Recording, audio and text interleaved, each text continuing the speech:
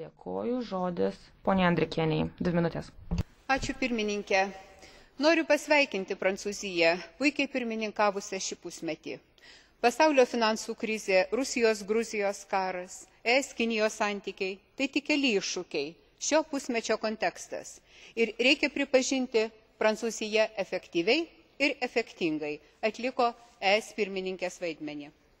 Noriu pasakyti kelias mintis apie Europos kaimynystės politiką, rytų partnerystę, apie ką buvo kalbama ES taryboje spalio mėnesį ir praėjusią savaitę Briuselyje.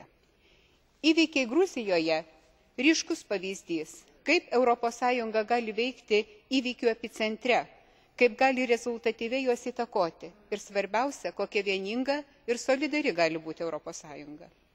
Kitas pavyzdys – Baltarusija, kuri jau eilę metų negali naudotis Europos kaimynystės politikos galimybėmis. Noriu pažymėti, kad šį rudenį ir Baltarusijoje pastebimi pokyčiai, kurie teikia vilties, kad ES Baltarusijos santykiai gali būti kokybiškai kitokie. Jie gali būti tikros kaimynystės santykiais. Galimybės bendradarbiauti yra visiškai realios, jei Baltarusijos vadovybė realizuos savo įsipareigojimus dėl spaudos laisvės, rinkimų, interneto ir kitus atsiųstus mums.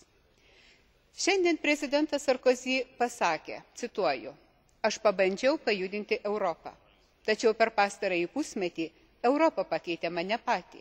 Aš tapau tolerantiškesnis, atviresnis. Citatos pabaiga. Kolegos, o man atrodo, kad Europa padeda keistis daugybei žmonių, taip pat ir mums. O kalbant apie Baltarusiją ir šios šalies lyderiui Aleksandrui Lukašenkai. Ir tai yra puiku. Ačiū.